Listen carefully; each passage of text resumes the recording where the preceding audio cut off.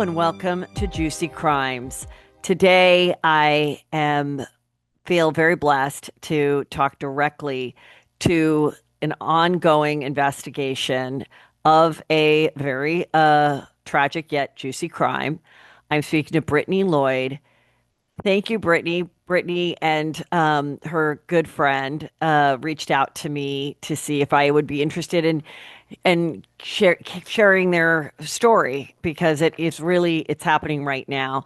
And we talked a little bit on the phone prior to this taping, and so I just want Brittany to be able to tell her story of what happened with her sister.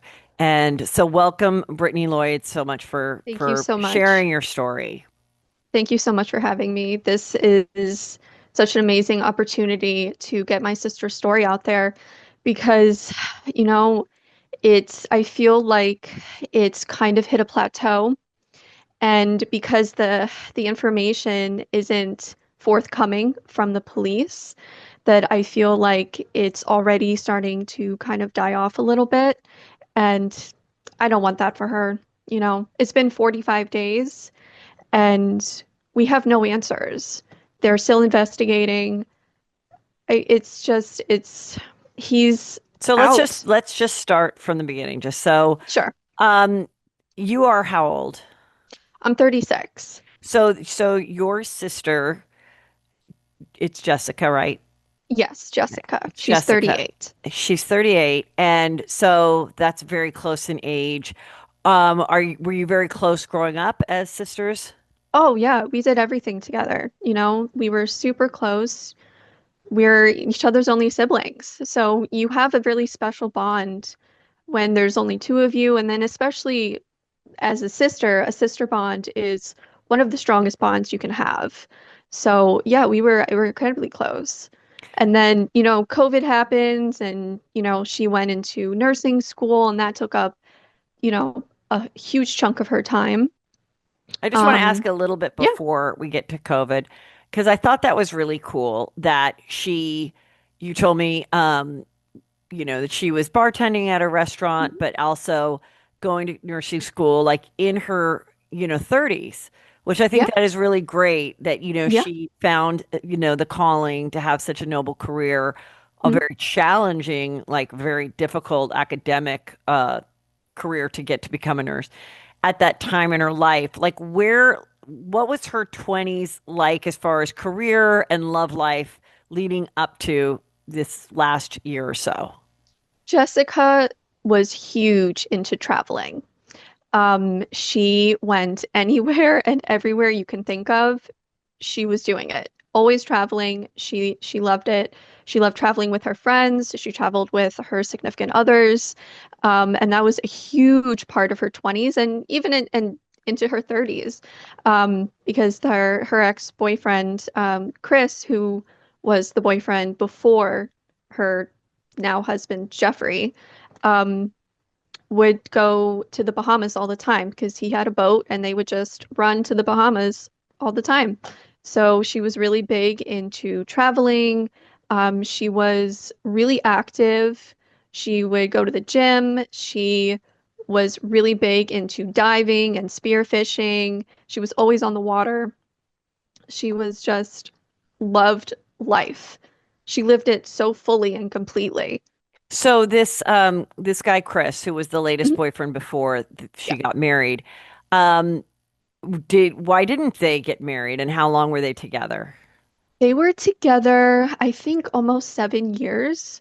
Um, and Jess thought, as far as I know, Jessica thought that they were going to be together forever.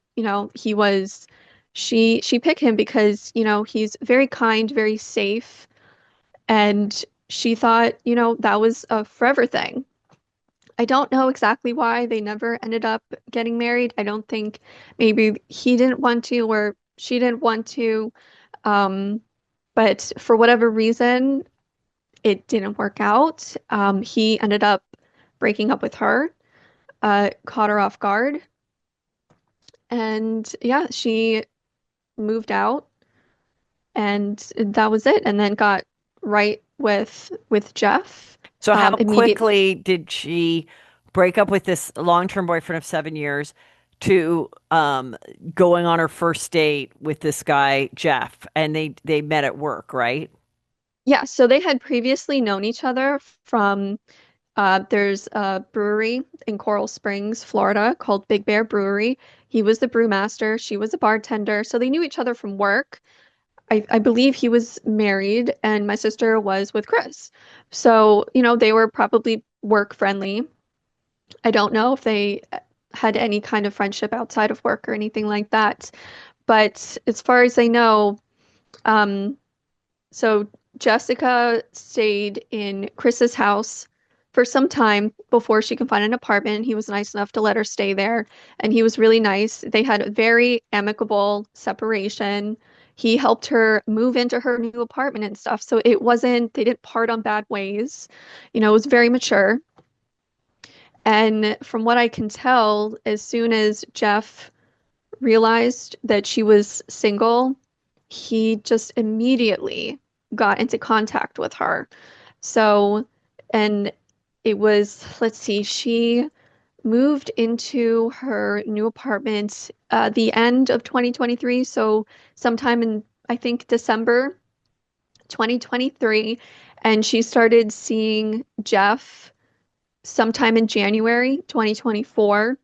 And then moved in with him, I think, sometime in February. And I mean, then they were that is crazy. Like crazy. she'd only lived on her own for a month I before know. she was, you said, had to break her lease, Yeah, lost a chunk of money yeah, to go live with him. Why, yeah. what was she sharing with you about this new love of her life? She, nothing. I didn't even know she was seeing him. She didn't tell me anything. I think she didn't want to disclose that information because she knew how kind of spontaneous it was, and that's that's a pretty significant thing to do in such a short amount of time. And I think she knew that as her family and her sister, I wouldn't be on board with that. And I didn't think she wanted it shared with her family. So she basically kept it to herself. I think she told some of her friends um, in the beginning when she was more available with contact. But yeah, she didn't. So like how did you find out? Oh, Like she I wasn't at the found, apartment anymore and now with this new guy and living in his house. yeah, it was I think my mom told me because I think my sister and my mom had a conversation, and my mom is the one that actually told me that Jessica was seeing someone, and I thought, wow, that's really quick because when Jessica moved out of her ex-boyfriend's house, she was very adamant that she just wanted to be on her own for a while. So and obviously I respected that, she got out of a long-term relationship. It was really sudden and kind of the world got ripped out from under her, and she probably wanted some time to herself. And it went from that to seeing him and then moving in with him, and then they were married March 17th. So now how did you find out about the marriage? So I got a text from her and she said, "Hey, Britt, so I did something. Don't tell mom, but I just got married." It Well, totally and what was your reaction? Were you like, I at this point, shocked. had you met Jeff, had No, you gone to the no, house? You not even no, met him. no. And you guys live in proximity to each other, or you Well, distance? I'm in Hollywood, Florida, and she was in at the time, um she was in Delray and then moved with Jeff and that was in Coral Springs, Florida. So like So it's about how long of a drive between Hollywood it's and like Coral? 35 minutes. 35 And minutes. she never was like, come over, see the house. Did you try to? Were you? She kind of offered a little bit, but I have some pretty significant chronic health problems. Like I have chronic vertigo, so it's hard for me to get out of the house most of the time, and especially like I don't really drive on the highway.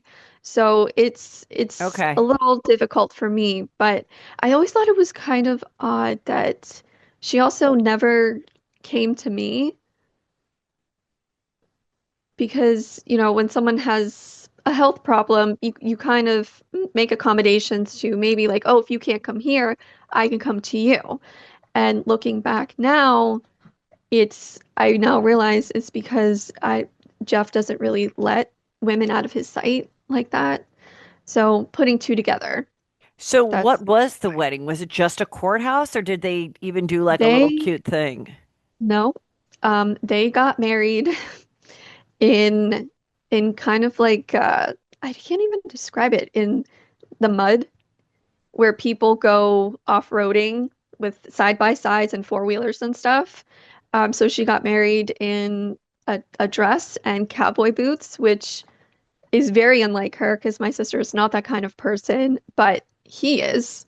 He's very country, off-roading, cowboy hat, cowboy boots, Okay, and so he, like ATVs and stuff. yeah, yeah, Can-Ams and ATVs.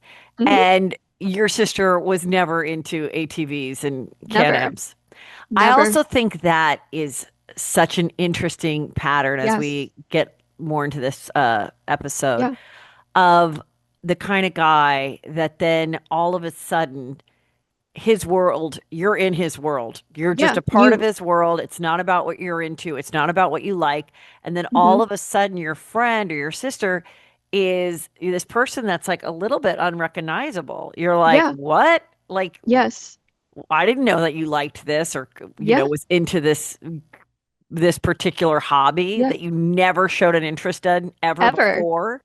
If you would ever told me that my sister would get married in the mud in cowgirl boots, I would say, yeah, when pigs fly, but throughout this whole thing and all the research and everybody I've been talking to, I've realized that he molds women around himself and his interests become a part of you, and that's just how it is.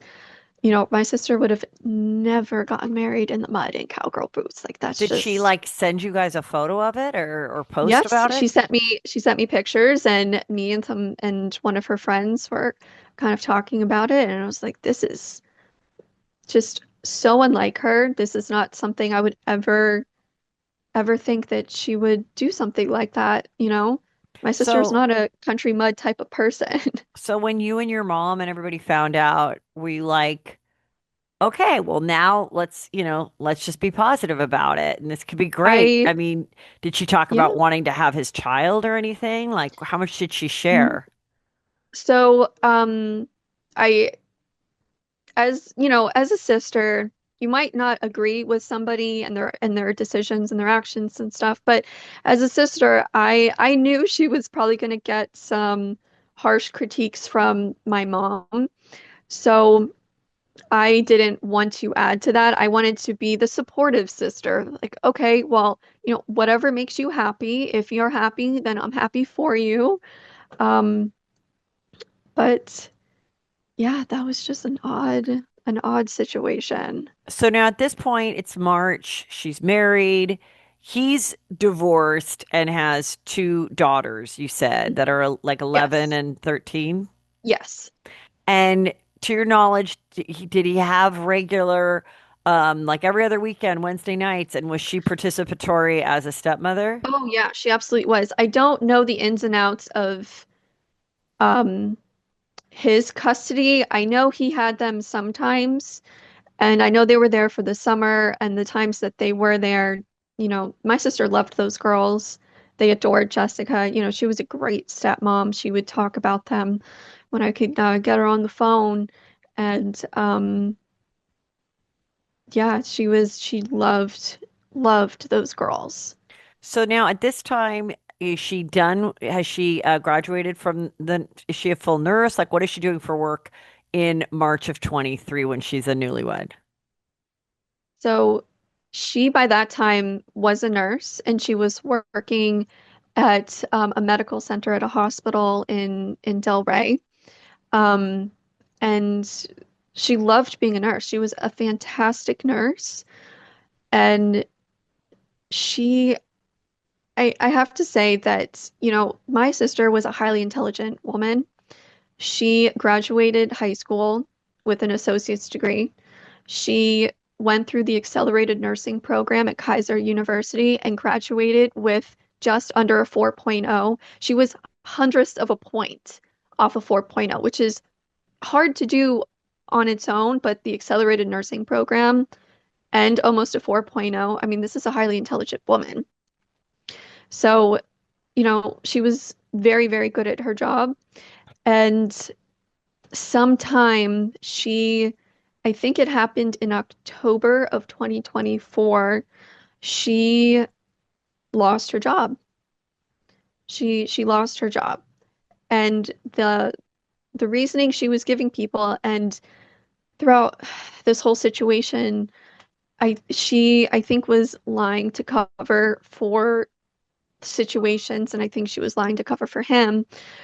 She said that the reason that she got let go, and we contacted the hospital, but they said, with HIPAA law and stuff, they can't disclose that information, even though she is deceased now, is that she said because of her ADHD and what have you, I think they have a three-strike rule when you forget to scan the medication and then the wristband. She apparently did that 3 times, and it's a three-strike rule, and she was let go. And she never got another job after that, which is very weird because my sister loves to work. She is a very hard worker. She doesn't really know what to do with herself when she's not working. And, finances are really important. She's very big into saving. So she hadn't, after that, she did not have an actual job till the day that she was found dead. So, did she tell you right away, or did you have to find out later because she was like embarrassed that she was no longer working there?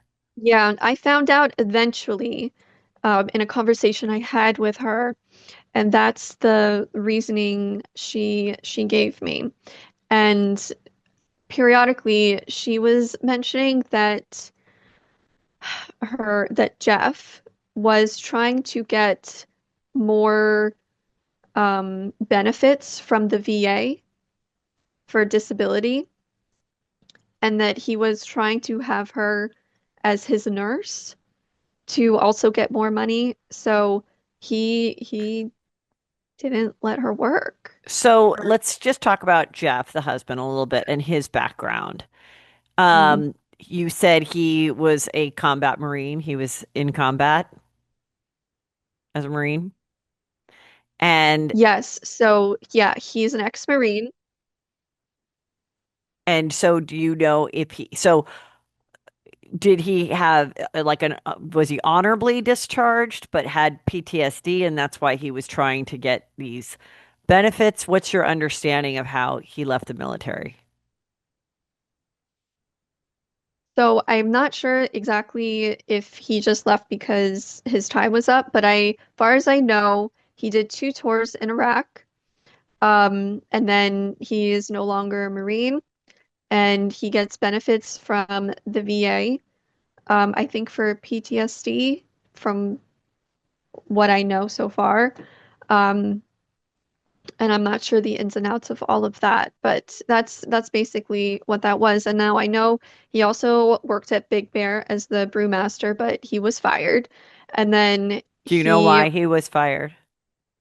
he was having, as far as I know, he was having problems with one of the managers there, maybe.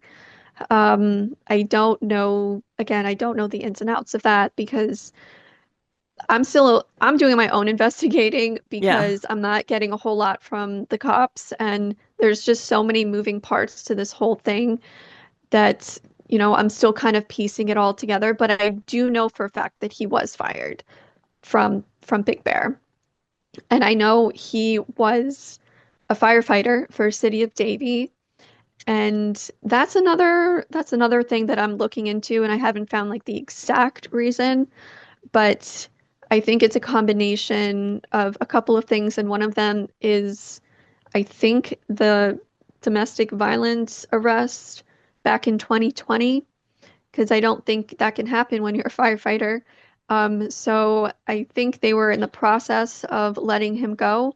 And then I believe he might have resigned in order to still collect some sort of benefits from being a firefighter. Okay, so let's go back a little bit. So between her getting married in March and her having to be let go from the job in October, had you hung out with them as a couple at all throughout those months? No, I was talking to her on the phone because of my health, and also my mom's health had tanked pretty bad.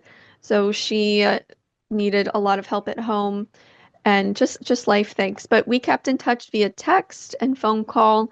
But as the time kind of went on, she was less and less getting back to me, like Mm. less and less answering my phone calls, less and less answering my text messages. And, it was all like the red flags were there. I just wasn't piecing it together. I thought, it was a Jessica thing, but it was definitely not a Jessica thing. It was a Jeff thing because apparently he doesn't like his women being on the phone when they're around him, which explains the times I would get her on the phone. I would only get her for a couple of minutes, and then she would get off the phone. And then there were times that I would be on the phone with her and I could hear him, yelling at her in the background, or reprimanding her about something or yelling at her in the background. And, then she would get off the phone. There was one time she was on the phone with my mom and he told her to get off the phone. And she said, "Well, I'm on the phone with my mom." And he said, "I don't care. Get off the phone." That tactic, what happens is it's obviously he's trying to isolate her so that 100%. she's totally dependent on him and has no one to go to. But Hmm. also by making a fight every time you're on the phone with somebody or going to see a girlfriend for lunch or whatever, you come Hmm. back from the lunch and the fight's so awful that then eventually what happens with the woman is that she just is like, fine, I won't go. I won't Yeah. go. It's not Yeah. worth it. As fun as the lunch was, the three Yeah. days of hell after wasn't worth it. So now that friendship has now Yeah. deteriorated or is gone. Hmm. And or like, start to tell you that your friend isn't a good friend or whatever that is.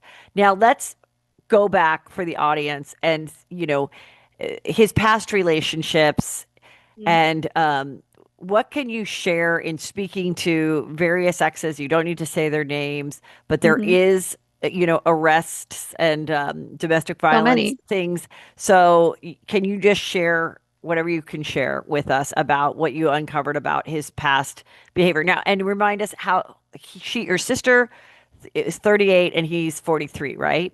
Yes. Okay, so Hmm. continue like about his So I relationships. know his first marriage um, lasted, I think, 12 years, and they got divorced in 2018. And obviously, that did not end well.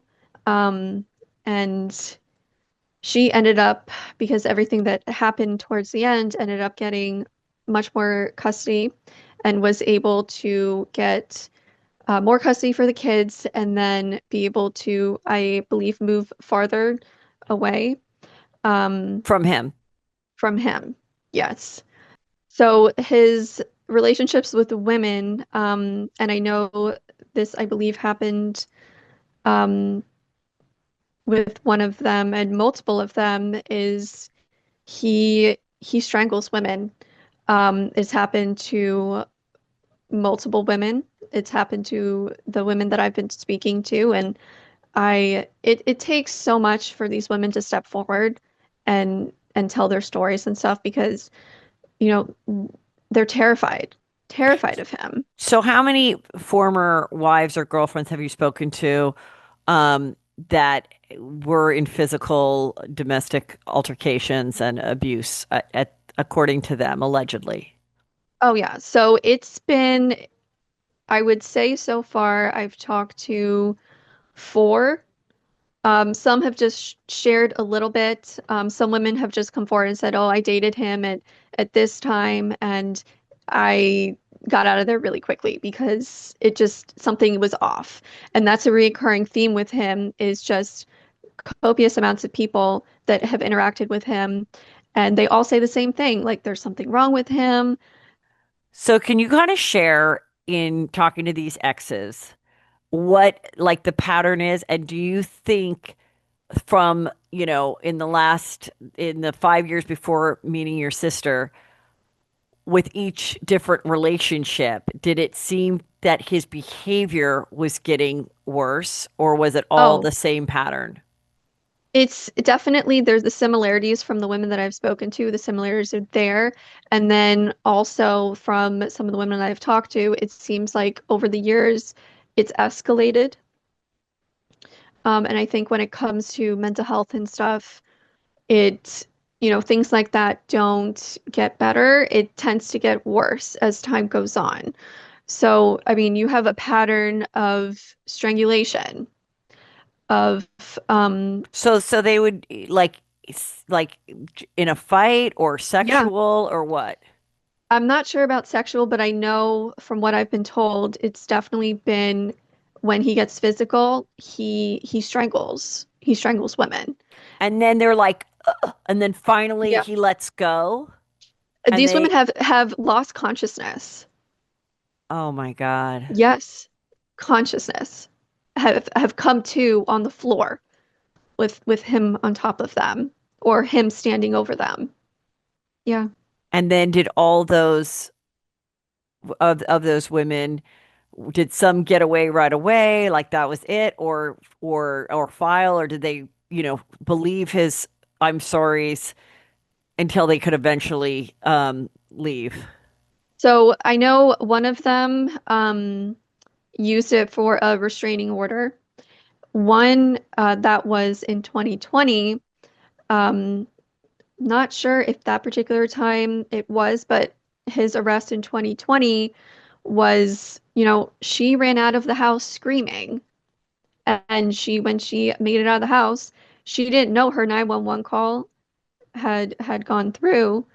So, when she made it out of the house, the cops were there. And, the she had spit, dripping down her back and which comes full circle because, you know, 45 days ago, my sister was running from that house Wait, screaming. let's get to that. Let's just so you've noticed all these similar things that happened. And when you say spit on her back, what do you mean? Like he spit at her while she's running out, or I think so. Yeah. and she had strangulation hand marks on her neck, or I'm not sure. Um, Mhm. I would have to pull up Right. the report, but So yeah, no. those women got out. And Yes. how did he fight these other domestic violence charges from these previous girlfriends? What happened with So that? there has only been one arrest of him, which was the one in 2020, and those charges were dropped. Um, and it seems the DA decided not to pursue charges for whatever reason. Um, but I have the calls to service from this house from 2017 to 2020 in July 2020, and the total records are 27. There Calls have to been 911? 27 calls to 911 from that address in And is that all one girlfriend or different women no, calling? that's just from 2017 to 2020, so that's multiple women at that point. All at that same house that your sister all at eventually that moved same into. house. All of the same house, you know, and it's just so concerning. I wish I knew how all of this before it was too late. I mean, I saw some red flags, but I didn't know the extent of how deep and severe all of these problems were.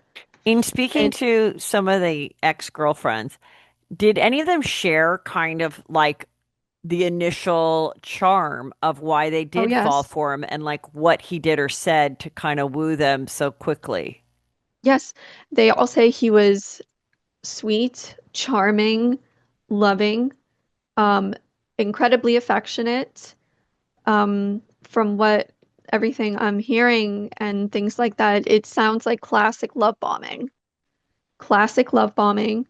And then, that's a very short window. And then these women, move into his home and it just takes a turn for the worst. And then, that nice guy, so sweet, so charming, so lovable, turns into how he is, which I mean, it's beyond horrific. Between the ex-wife, the mother of the children, and these other girlfriends, between her and your sister, did he ask any of those women to marry him after he moved them into the house? As far as I know, yes.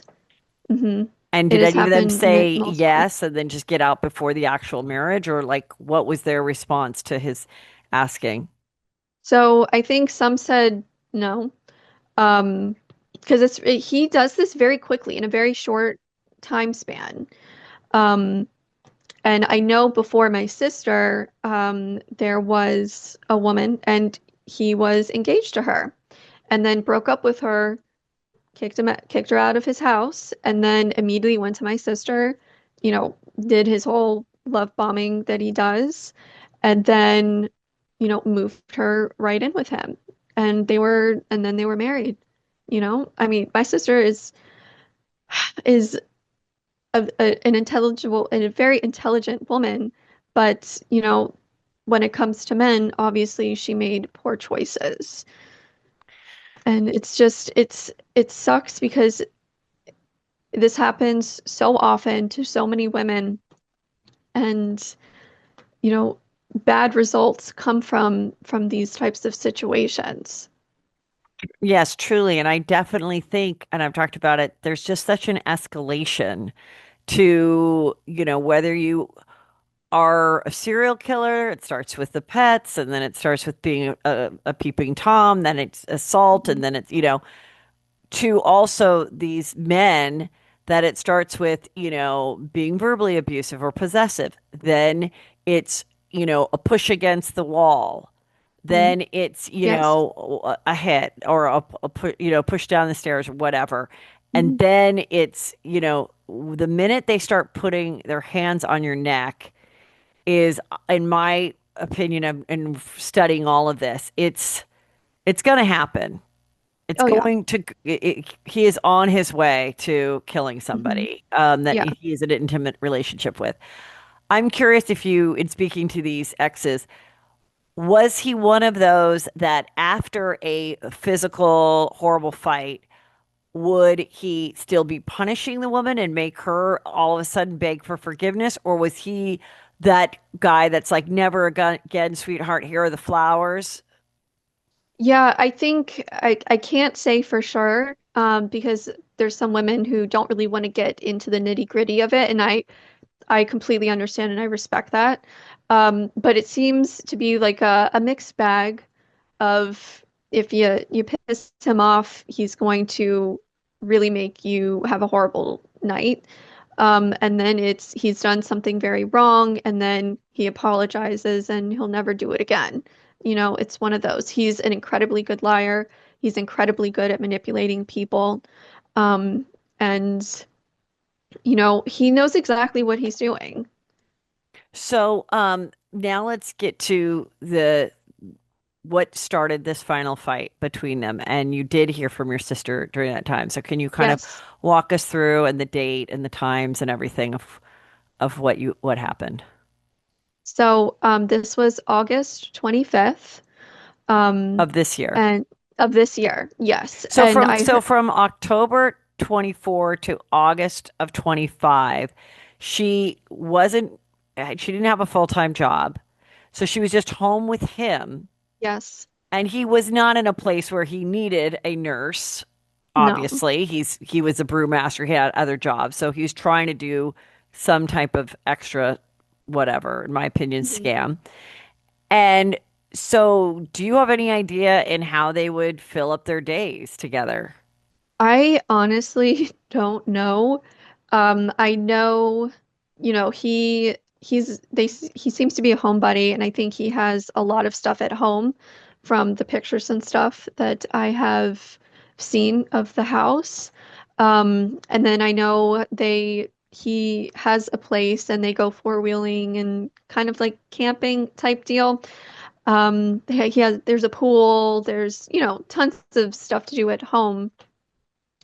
So they didn't really get out much, and I feel so bad because my sister was around him 24/7, never really getting a break because from what I gather, he doesn't like his women being out of his sight and away from him.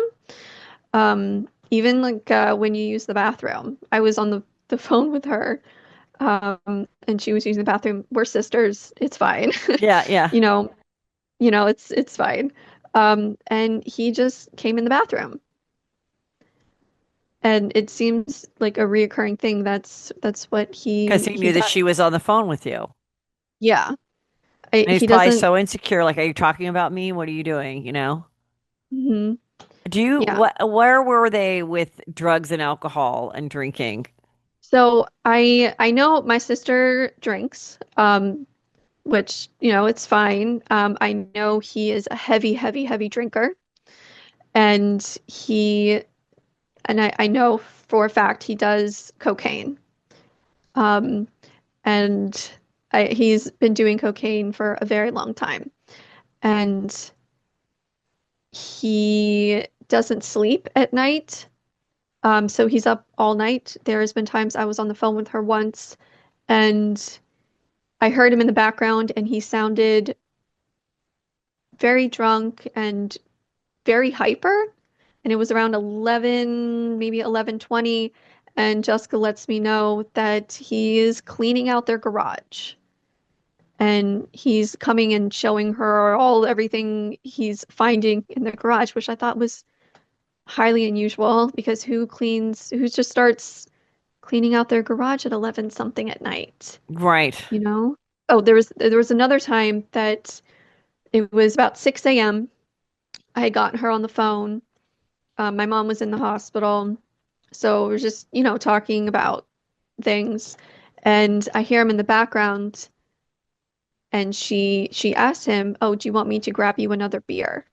And it's 6 o'clock in the morning. Wow.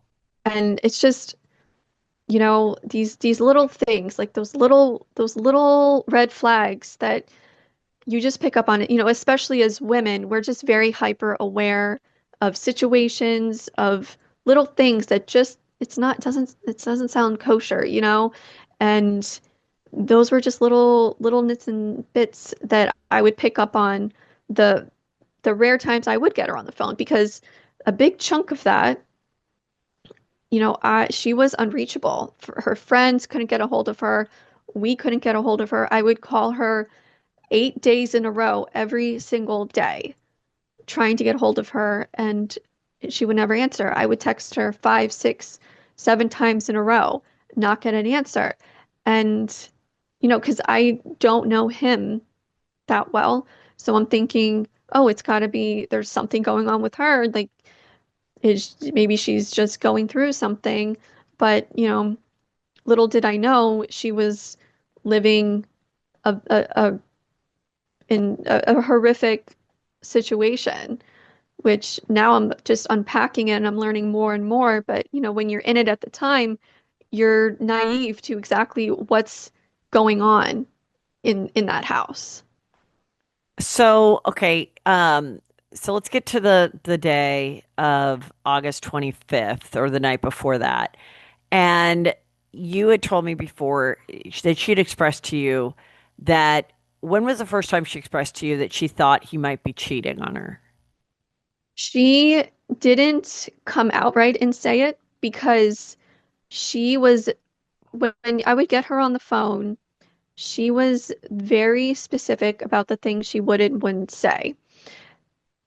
And she, when I now realize, because she told a friend, towards the end, she was telling a mutual friend these things, that, Jeff is always there and he's always listening and he's got cameras in the house and he's always watching and he's always listening. So she couldn't really get out on the phone what she wanted. And then, when she would go outside, there's been times where, she was out and then we would get her for a few minutes and then he'd be yelling in the background and she would quickly go, "Oh, I have to go." And then she would go. So, I mean, privacy, there was none. But I realized there was definitely something going on because, she, towards the end, was starting to open up a bit, and I was putting two and two together, and she was trying to get me to help her with some, um, like codes to get into accounts or something. So she was having it sent to my phone.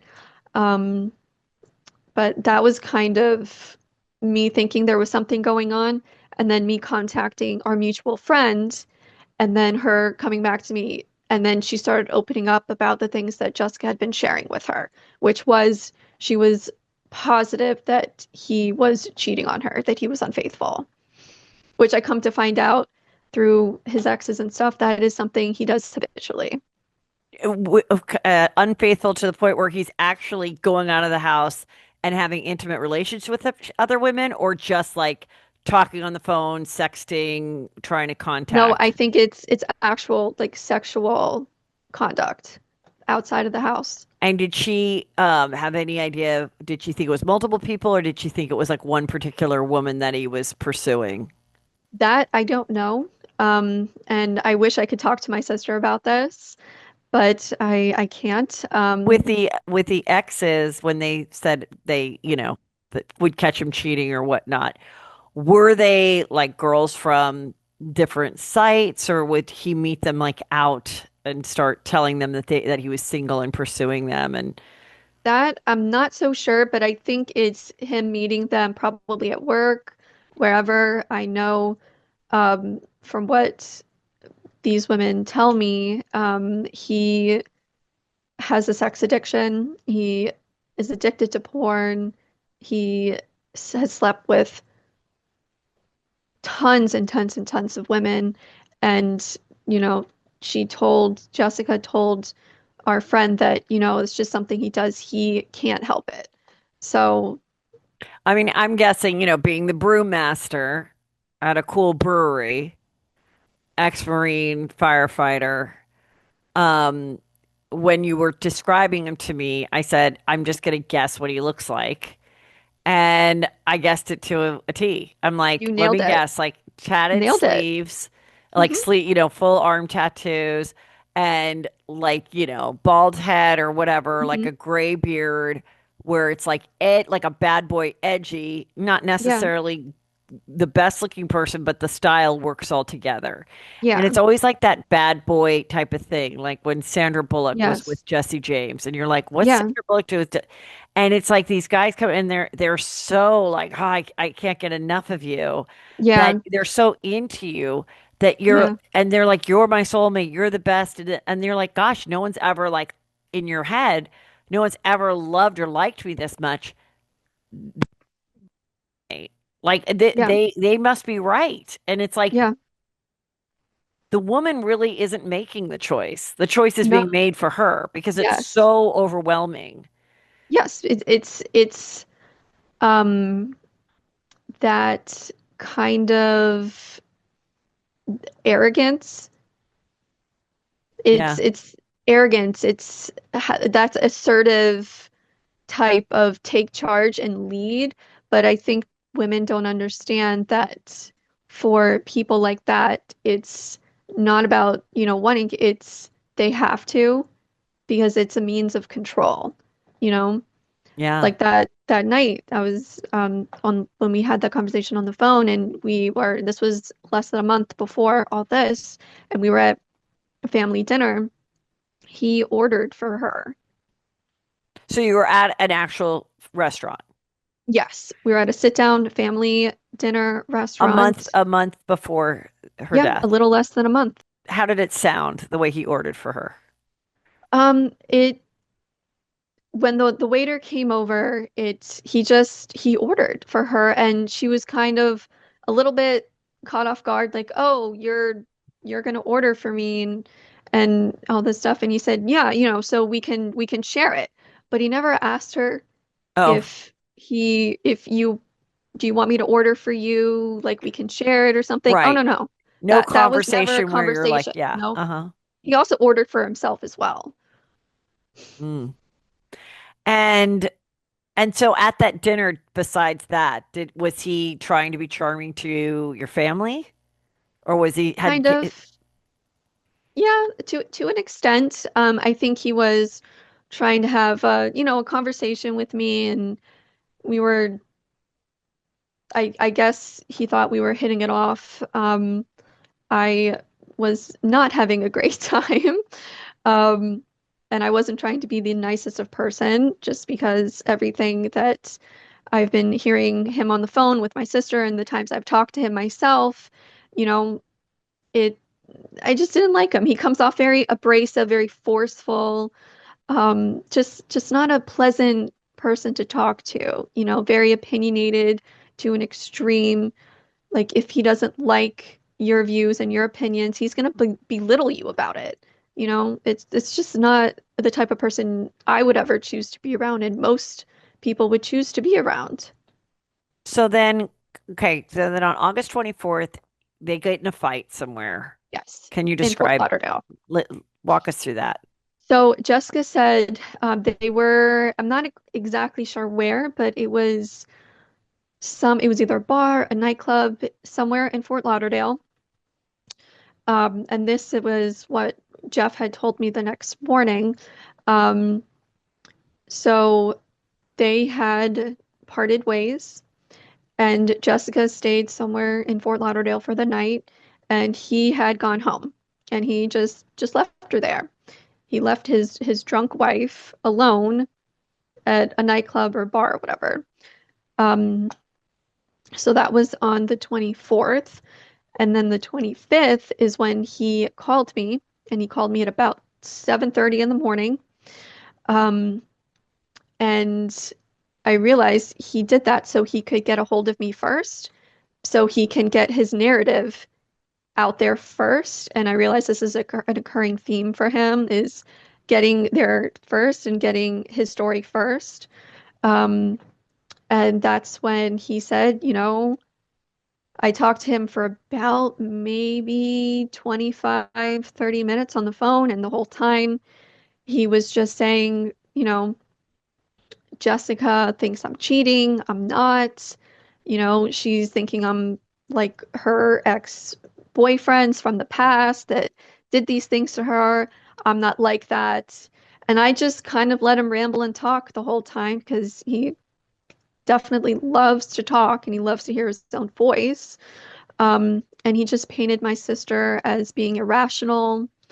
Um, he said what he felt is, she's acting crazy and she's having a medication issue. And, she just got her period, which uh, the men that use that Now, is were you aware if your sister was on any kind of medication? not that I know of. The only thing I know that she might have been on is Adderall for her ADHD.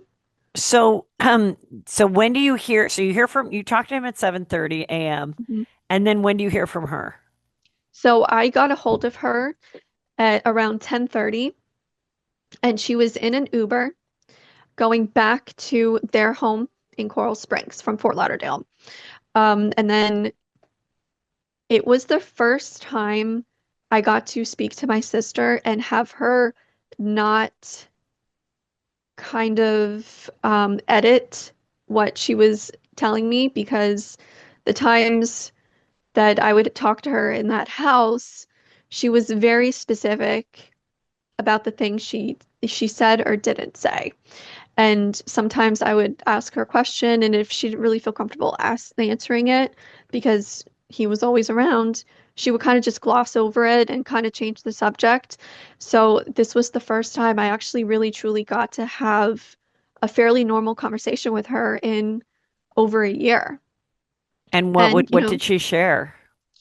so we talked about Jeff, and you know, I told her some of the things that Jeff had been saying about, their situation and stuff. And, what she was saying is most of everything was he was saying is not true, which I'm going to believe my sister. And then, I told her, like, hey, this is concerning. This is a very bad So situation. what did she say? Did she say, I think he's cheating? And did she say Oh, he had ever, 100%. did she say he had ever gotten physical with her though? No, she didn't open up to that. And even if And she who wanted to, did she share who she thought like why she thought he was cheating or who she thought he was cheating with? no, she probably told our mutual friend Kayla some things.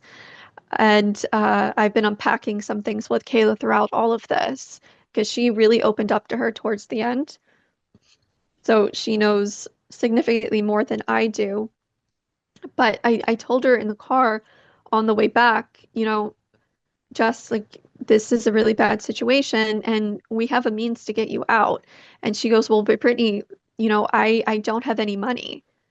I don't have a penny to my name, which was a huge problem. My sister was incredibly depressed and incredibly unhappy because he would not let her work. And my sister had never not worked before, and my sister had never not had money before, So to be stuck there with him and have no means to do anything, no financial freedom, he doesn't let you have financial freedom. All the money you make goes to him. So and in any savings or whatever she had, he either had control of or had already Yeah. spent. Yeah, because neither one of them were working. I know he was collecting benefits from the VA and he was getting something from the firefighters, but yeah, my sister used up all of her savings, all cashed out all of her stocks, like all of it. It was all of it is gone. He took it all. So now I'm guessing they're really coming to a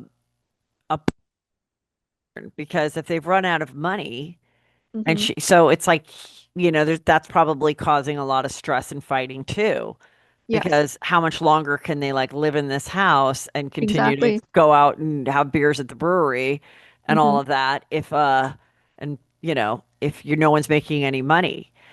Hmm. So then you said you shouldn't even go home, or what did you say? Yeah, I told her, I said, Jessica, we all have a plan for you to get out. Our friend Kayla has a plan, her friend Lauren has a plan, my parents had a plan for her, and she was shocked. She was like, I didn't really know these things. And I said, Jessica, So she didn't know that you guys were all like concerned and no, talking. she Hmm. had no idea. But that just, as friends and family and stuff, you have eyeballs, Yeah. you're aware that something is not right. Something feels very off. So I told her, I said, Jess, whatever you need, you know, it doesn't matter how much it costs. Our parents will dip into whatever savings, retirement. It doesn't matter. I told her you have unlimited funds, but you're not going to stay there, right? Like, you're going to leave, right? And she kind of, glossed over it. She went back, and I know this was a huge reason that she went back, was one, she really wanted him to admit that he had been cheating, because it's something she has been thinking about and trying to get definitive proof for months. This is not something that happened spontaneous. This is something that had been on her mind, and she has been through something like this before with an ex who was also abusive and also a habitual cheater. So my sister saw the similarities there. And she also said something to me which was so poignant and it just was really concerning was she said to me, I don't want to leave my animals alone with him. Wow. And that immediately I was extremely concerned because that means that something has probably happened in the past. And, you know, Right, like where or he's like kicked a dog or something, yeah, or yeah, she threw a had, cat. yeah, she had a couple of dogs. The one had recently passed away from cancer, but she had a dog there and three cats. Her animals are her babies. Right. So she was very concerned leaving her animals alone with him. And that freaked me out, because that takes a very sick individual to take anger out on animals And like that. that's another thing that these abusers do, whether they've, in classic horrible kidnapping cases, finally the girl that's like in a basement gets a little puppy, and then the monster kidnapper will like kill the puppy in front of her, like, Oh, months later, 100%. just to be like, now you have nothing. One thing, this is just so, did any of the previous girlfriends mention anything about him with animals? Yes, and someone has mentioned that. And so now I know it's definitely true.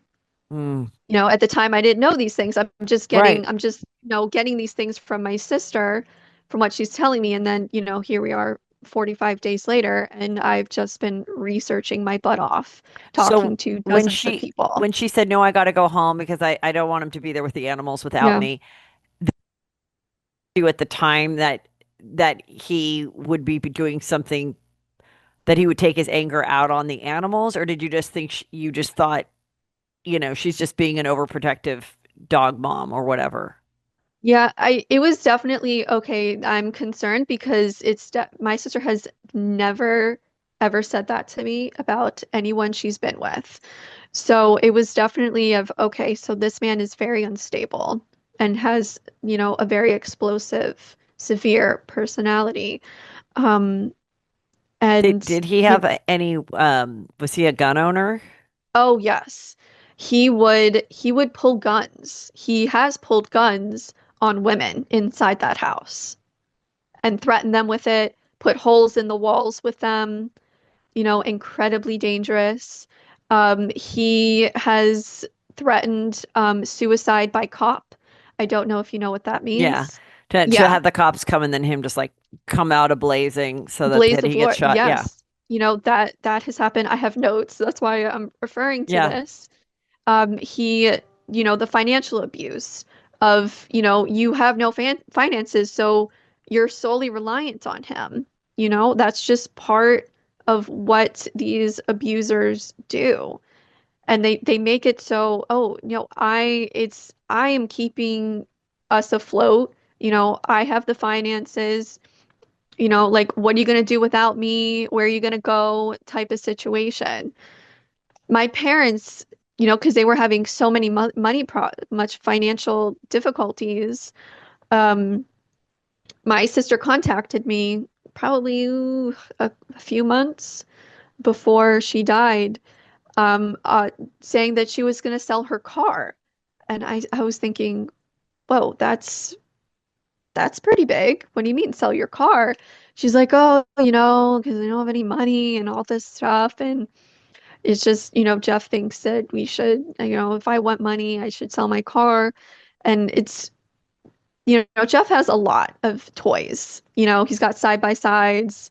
He's got, of course, he drives around on a big F-250 on a 6-inch lift with, tires and stuff. And it's red. Of course it is. And I asked him once, I said, how does it feel driving around, being above everybody on the road? And he said, oh, that's how he lives his life, being above everybody. That superiority complex. Oh my God. So she gets her animals, Hmm. and is that to her is the call in the Uber? No, I spoke to her two other times. So I spoke to her I was leaving a friend's house. And so I had spoken to her around about four, maybe 4:30. And she told me that she was still there. That she was doing some laundry. She was making herself a margarita. She loved margaritas. That was her drink of choice. Um, and she would get back to me. I said, okay. And then throughout that whole day, he had been texting me, just all this stuff. Just putting in that narrative of your sister's acting crazy, your sister's this, your sister's this, your sister's this. But the times that I talked to her that day, she sounded completely fine. She sounded totally normal. And She how didn't would you sound respond to Jeff's text about your sister's acting I crazy again? completely ignored him. I completely ignored the text because I'm not going to engage with that. Um, because to me there was no point because I'm not going to believe him over my sister. And I'm not going to tell him that because it's going to then set him off even more. But I'm not going to say I agree with you because I don't. So I just ignored him And that then day. when did she say to you, I remember we had this conversation where she said, well, everything's fine. I talked to Jeff about the cheating thing and we had a very logical Yes. conversation, and maybe it is my period. Yeah. That was at just before 6 p.m. And that's when So she that's called after me. the laundry margarita. Then she Yes. calls you again. Okay. Yes. Yes. He had called me. Mhm. And this was just before I had spoken to Jessica. And he said that, they couldn't come to a resolution and that he was going to divorce her and that she couldn't stay there,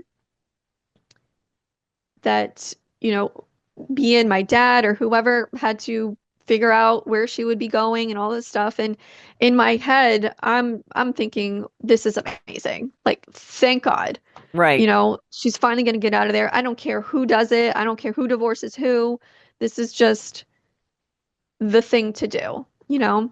And right after that, I got a text from him that says, she's refusing to leave. I'm probably going to end up leaving. And I said, okay, that's fine. Just let me know what's going on. I said this in text, let me know what's going on so I can plan accordingly. And then right after that, I got a call from Jessica. And these were her exact words. And she said, she answered the phone. She sounded fine, tired, but it's probably been a long couple of days. And she said, Brittany, I think I'm overreacting. She goes, I think I'm having a medication issue. And she said, I also just got my period, which is telling because those are the exact same things that he had told me on the phone that morning. Right. So I'm unpacking this as he has now convinced her that she's overreacting and it's a medication issue and it's emotional period issues, which as a woman, you would never say that because you know your body and that's not the case. And this is not something that just oops happened because of a medication issue recently. This is something that she's been thinking has been going on for months. So and I'm on the phone and I'm listening to these things and I'm just like, this is not sounding the way I think it should be going.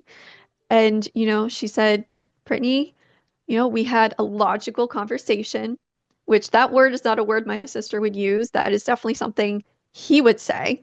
Because I know he told me or he sent me a text that said, he made like a bullet point PowerPoint of everything she was thinking he was doing, and he discredited everything, which who makes a PowerPoint? And what were some of the things doing? I think it was just him cheating because she had found in one of the spare bathrooms a washcloth with makeup on it. And my sister doesn't really wear makeup, and she does not wear makeup in the house. So whose is it? Um, just like little things from feminine type things that is not hers, but is somehow in the house and doesn't make any sense, like if like what's going on when she's sleeping type situations. Mm. And, she said that, she was sorry for kind of bringing me into this. And, after the logical conversation, she said that she was going to stay there the night. And when she told me that, my gut just, I just had a really bad feeling, you know? And sorry. It's okay. I can't even imagine what you're going through. And thank you for telling us and resharing it. But I know it's putting you exactly in that spot at that moment. And that's, I mean, I'm so sorry. Thank you. I'm so sorry. No, I try to be really strong and then it kind of peeks through a little bit. But she said that they were going to have another logical conversation in the morning and then, go from there. And she said she would call me later.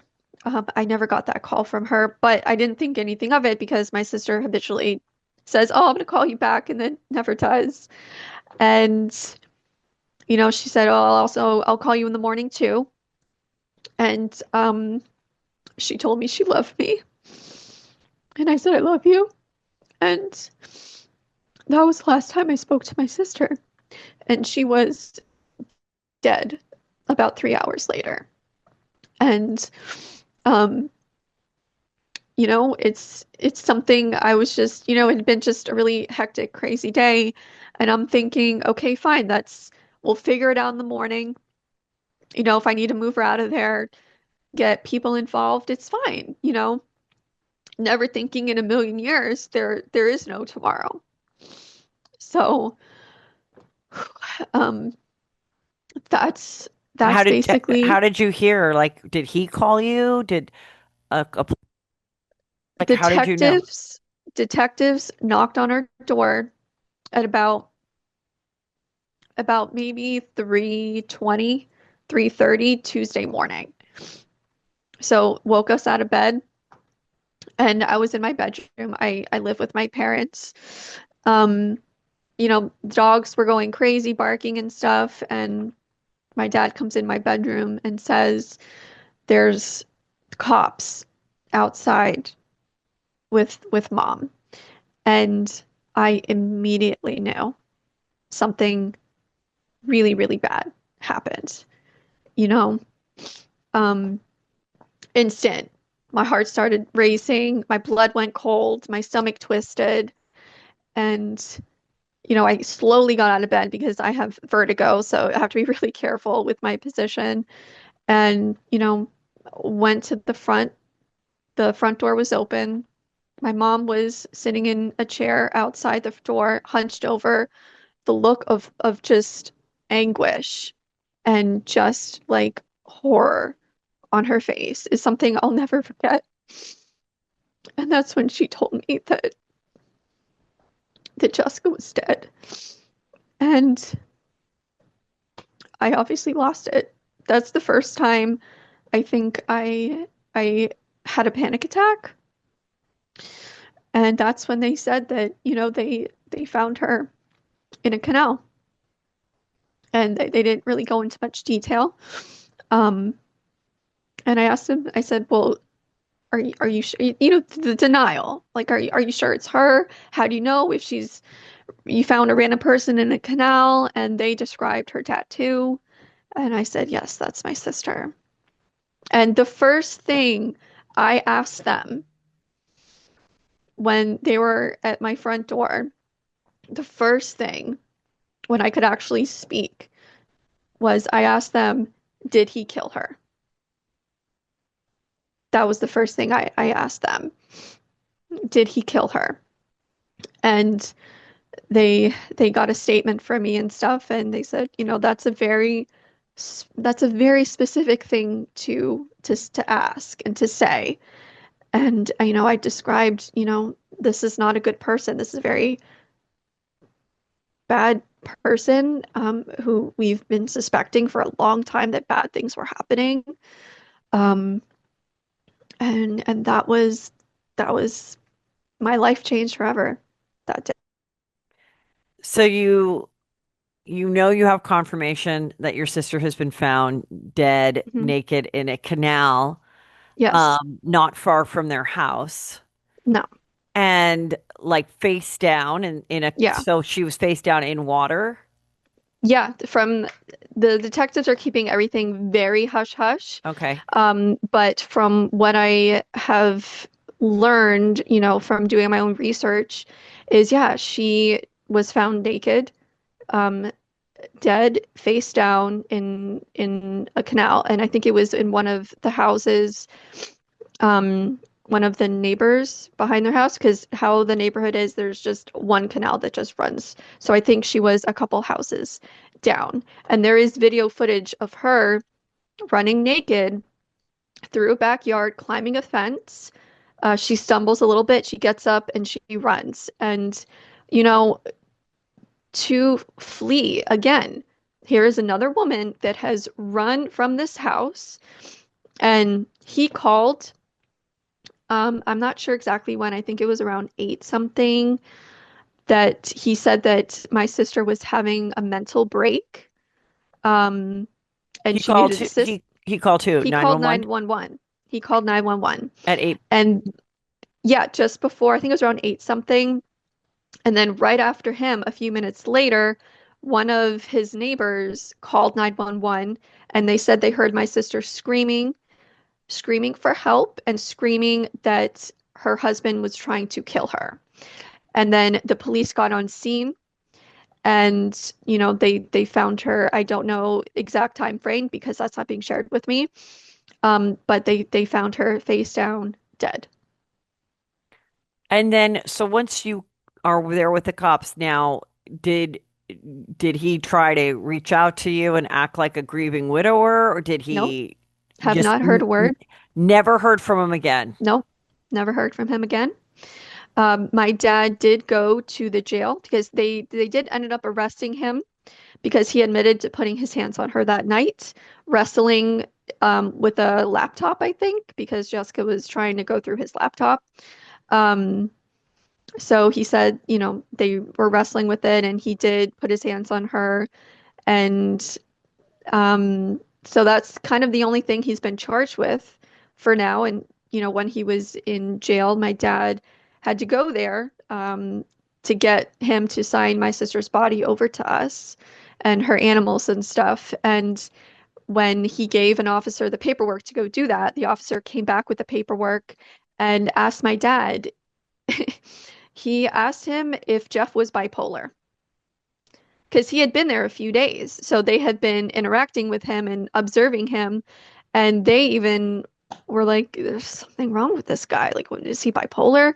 So my dad informed us of that. And it's just been horrific ever since.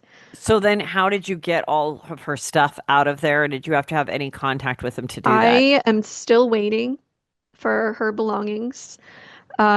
He, as far as I know, has most of it packed, and I should be getting it this weekend, as much of it as possible. I have asked for anything and everything that is hers. I think he's being forthcoming about that because, I mean, he doesn't look like a stellar person at the moment, so hopefully you would think he would want to be, as helpful as possible at this point. But yeah, that's kind of the basis of everything. Um, my parents collected, I got her animals signed over to us. My parents went and collected the car because they had bought the car from my sister. Turns out he took that money. My sister didn't see any of it. And they strategically left her car at their house so she would have a means to escape if she ever needed to. Also found out that the battery was dead in the car, so couldn't even get away if she wanted to. Um, and that night she never called 911, but I don't think she ever got an opportunity to What do you mean because they bought the car. He took the money, but mhm, they hadn't collected the car yet, yeah, so that she would they still have a car to leave. yeah, However, uh, ironically, the battery just happened to not be working. the battery was dead. Interesting. Like, Yeah, coincidence yeah, yeah. in, there's just so many coincidences around And this man.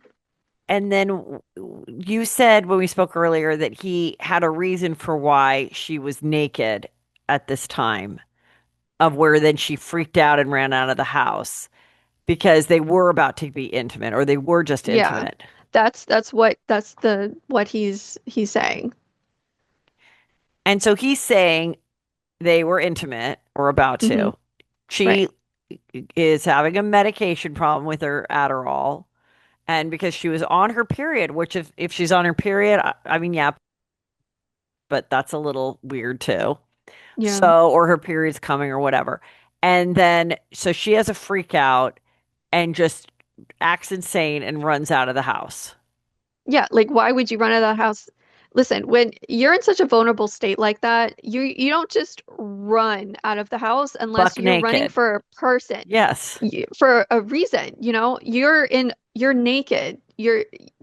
Again, this is not the first time a woman has run from that house screaming, And you so know? at this point, that, she was found deceased on August 26, 25.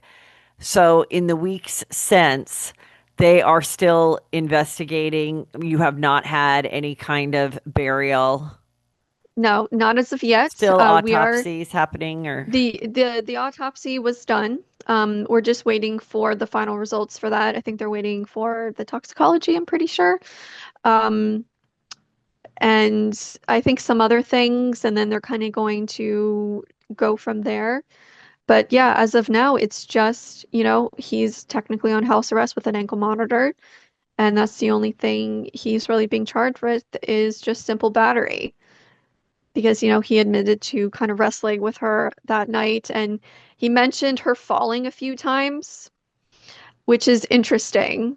I think that's to kind of explain the injuries on her person, because he said that she fell, you know, a couple of times, from what I've read with the statement that he gave.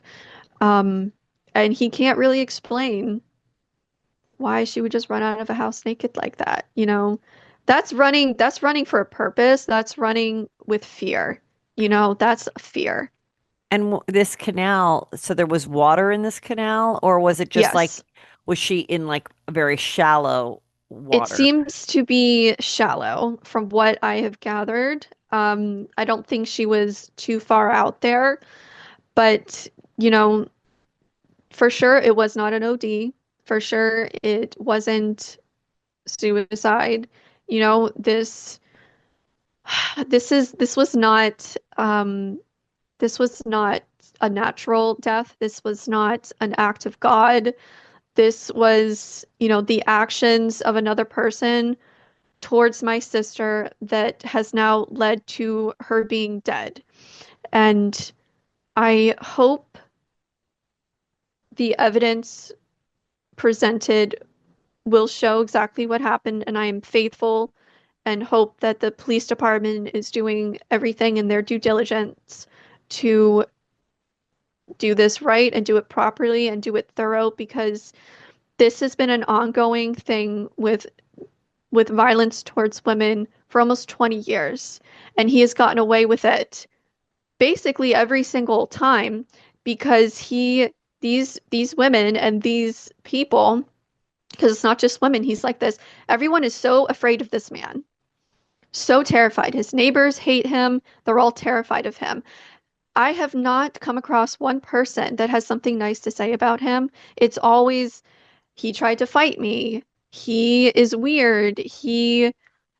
There's something just off about him. He's this, he's that. And it's just a constant thing. The amount of people that have contacted me about him is just it's just an astronomical number of people.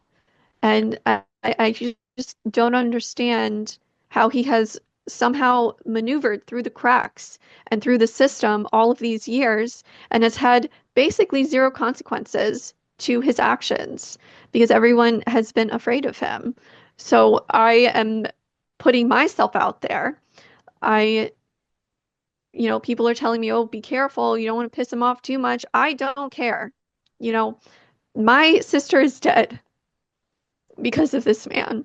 Whether he did it himself or something happened because of him, you know, he is still responsible.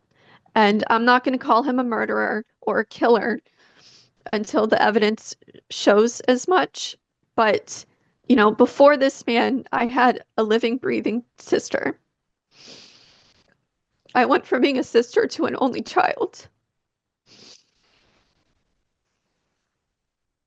Oh, I'm so sorry.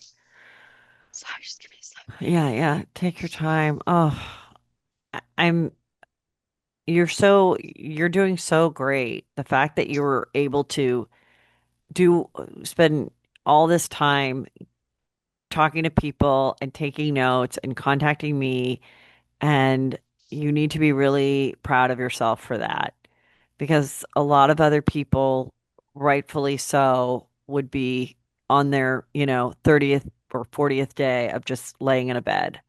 Yeah, So, I mean, she would do the same for me. yeah, I'm sure she would. Well, I mean, thank you so much. I mean, does this uh, does this guy have another girlfriend already? I know there is women already at that house. Already. He contacted, he had just gotten out of jail and he had contacted someone to come to that house Probably the girl that he was cheating with. to, have her, so he can lay in her lap and rub his back. It's just the revolving door of women because he's never alone. He can't be alone. He always has people over. He gets one woman leaves, another one comes right in. Some women last a decent amount of time. Some just they're like, oh no, gotta get out of there. It's just a revolving door of women and abuse and women and abuse. And, just it sucks because the system has failed my sister. They should have pressed charges. The DA should have pressed charges back in 2020. This is a highly methodical, dangerous person. And he's around people. He's out in public and he gets these women in there and he moves them in very fast, very quickly. And this whole love bombing persona of being so nice just goes out the window. Like I have texts for my sister from my sister to a friend, and this is what she said when they first started um, you know, hanging out and seeing each other and stuff. She goes, I just immediately felt so comfortable with him and he's obsessed with me, which is a reoccurring theme. He looks at me with the googly love eyes. I know it's just the beginning, but I feel like this is what I want, and we both seem to be on the same page, which is not the same page. And then with the wedding, he planned the whole thing. And then here's another one, but I feel like we're both on the same page, and he's literally obsessed with me. That obsession, which my sister took as, you know, this love and affection that she really wanted after having her world ripped from her relationship. What she didn't realize was love bombing, and that's him, before that that ownership and control starts. And his friends say, and this is a really interesting thing, all his friends say that he is so much calmer and happier with me. Calmer? That's a very that's a very specific thing to say about somebody's personality, that they're calmer with a person. And, you know, she, for some reason, one of her friends sent her a baby shower invitation, which she was, ironically enough, another coincidence, was the only one to never receive it until her friend hit her up and said, "Hey, the baby shower, the invitation." My sister said, "Oh, I never got it." And her Was friend it asked in her, that, was it a mail invitation or like an it was a email? mail-in invitation. So he got it and chucked Yeah, it. for sure. And then when she, just sent her, said, "Oh, you can come." And my sister asked her if it was co-ed, if the baby shower was co-ed, which is an Right. interesting because And was it or was it not? it was. And so he went to the baby shower as well. And again, never let her out of her sight, out of his sight. Ugh. It's just a reoccurring theme all the time. Just possession, ownership, control, abuse. The fact that my sister, multiple people have now told me that they saw bruises on her neck. Bruises, because come to find out, his go-to thing, he takes your phone so you can't call, he takes your keys so you can't go anywhere. And also another thing, when Jessica was working at the hospital, she went to work with a lot of pain in her side, and it was really bothering her. And the medical team said, no, you need to get, it was either an MRI or a CT. She had four broken ribs. And she was pretty vague on exactly what happened to cause those broken ribs. Still don't know, but I can take a pretty wild guess as to why And she that was had four before broken she ribs. left the nursing job. Yeah. Oh my God. It's like if I would have known these things, the guilt. You can't have any, you can't though, because only one person, is responsible for this hell. Yeah. And I can't even imagine what you're going through because you had the gut feeling, but it was like there was this light at the end. The light at the end of the tunnel was like getting brighter. It seemed Yeah. like it was almost done. He just said, "I'm going to divorce her." Good. Get Yeah. divorced. And I don't So, even I think that mean, that was true. I think that's just what he was telling me because he's a liar and he's a manipulator. And he always makes it a point to get his narrative. And he is so good at it. I honestly truly think he believes it himself, which is why he is so good at the way that he is. oh, well, is there any, do you have, are you on Instagram? Do you want people to follow you? Are I you I am on creating I'm on anything? Facebook. Okay. I'm on Facebook, I'm on Instagram, I'm on TikTok. I've turned all of my accounts into me and Jessica and like this whole journey and um with the law and moving forward and charges and things. I recently I made a TikTok video about, Jessica and the whole situation and everything, and unexpectedly it kind of blew up a little bit, and I think I have like on that video over 135,000 views on it, which is wonderful. And it makes me so sad because a lot of the comments are women saying, I was in domestic violence. I was in domestic violence. I lost a friend, a mother, a sister to domestic violence. This is so important to get my sister's story out there because this is a story that is heard and told far too often, and this is too common of an occurrence, and it needs to stop. The the judicial system does not have a heavy hand when it comes to domestic violence towards women, and a lot of women do not come forward and they hide it or they choose not to or they drop charges or anything because they are afraid. Because there is no protection for these women when it comes to their abuser. How many women leave? How many women have restraining orders and these men come back and they hurt them and they kill them and they beat them and they end up in the hospital? And you know, and these men get, a slap on the wrist and they do it again and again. Wow.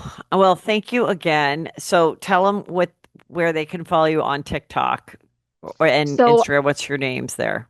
It's just Brittany Lloyd, and you'll see me. My profile picture is me and my sister, the one that I sent you.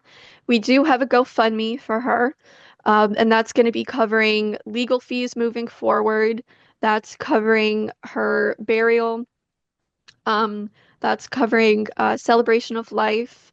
I'm also going to be working with somebody to get some law changes in there and starting a law that I'm going to be working on called the Jessica's Law, which is probably going to be entailing if any kind of situation like this happens again, that the person under suspicion is in jail until the investigation is over. Because the fact that, my sister is dead and this man gets to just hang out in his house, drinking whatever he wants and doing cocaine and doing mushrooms and doing whatever the heck else he's doing, and having very little going on with his life right now. Not much has been interrupted. And, my sister is dead, and he put his hands on her that night. He has a very long history about putting his hands on women. And, you know, it needs to stop. And there needs to be some type of consequences because he is just going to keep doing this. Yes. Men like this don't stop. To men like this, women are not women. Women are property. Women are ownership. Women are around for them and their own wants and needs. These women Yes. can't cook for themselves. They can't drive. They Right. can't do anything because it's not exactly how he likes it. And he threatens them and he's physical with them and he threatens them with guns and he threatens them with suicide by cop. And it's just like it needs to stop. Something significant needs to happen. And Well, this my sister did not die a statistic for no reason. Something has to come from it. And if one person hears her story and chooses to leave, or a friend or a family member hears her story and is like, you know what? I'm gonna get back in touch. I'm gonna try. Never stop trying. Never stop trying. Because it is up to the person when they choose to leave. And my sister was definitely getting to that point. She was definitely gonna leave. She just that day, that night, she didn't for whatever her reasons were. But, when that person does choose to leave, to be there for them and to have a way out for them. So absolutely. stuff like this does not happen. Well, thank you so much, Jessica. And I really appreciate you coming on. And you're going to keep us updated. I'll keep I everybody will. updated. In the meantime, Yes. follow her. And thank you so much. Thank you. I'll Thank be you. praying for you guys. Thank you so much. Thanks. Bye. Okay, this was great. Thank you. I'll Oh, be in I'll this be in is touch. I know it's a lot. So yes. take like I take a deep breath, I need some job. Wingstop or some pizza Yes, after yeah, like just this. eat something, chill. Oh, And you did a I great hope. job. It was great. Oh, And thank I'll let you. you know when it'll be out, probably like within the next 2 weeks, if not Okay. with Wednesday the earliest or the following Wednesday. But I'll Okay. keep you And I'm gonna updated. forward you her GoFundMe Yeah, link. absolutely. We can put that all in Yeah, there. and I'm gonna be working on a lot of things. I'll keep you Yeah. updated. I hope I articulated it No, you enough. did a great job. You did a It's so great much to job. unpack because it's not just the situation with my sister. It's like 20 years of Yeah. women and abuse, like abuse with his sister, abuse with his mom, which, like, I don't know if I told you this, but he sent a video to his mom because he had moved his mom out of the house, um, to move a woman. His mom was staying with him because he cannot be alone, like, ever. And she's older and she had some furniture in his garage and he wanted her to get the furniture. And she's like, well, I don't have a truck, like, whatever. So he got enraged and sent her a video of himself taking an axe off of the wall and smashing it and destroying her furniture and then sent her the video. And is the mom sticking by him now? Um, you know, I We'll soon see. I We'll soon see. I Once he's arrested, we'll see how big I of a don't role know. she's. it takes You know, then, you it's one know? of those things. I think a lot of people tend to kind of stay in touch with him as minimally as possible because they're not trying to trigger him. It's like Yeah, these people, everybody walks around on eggshells with him right. because you don't want to anger him, don't piss him off because he does some crazy shit, you know? And Oh, at this point, like I don't care. Like I yeah, was told to order security cameras. They're coming, yeah, putting them up around the house. I was told to get guns, but thankfully we already have them. But you know, it's just he's incredibly dangerous. So people are thinking, you know, that I'm gonna piss him off a lot. And I said, well, you know what? It is what it is, and I don't care. If he wants to come after me, he's gonna come after me, and you know, I am not afraid. good.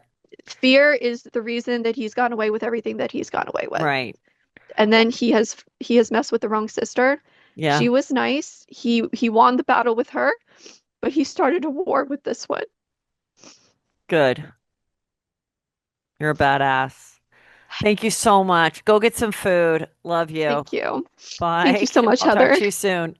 Okay. Bye.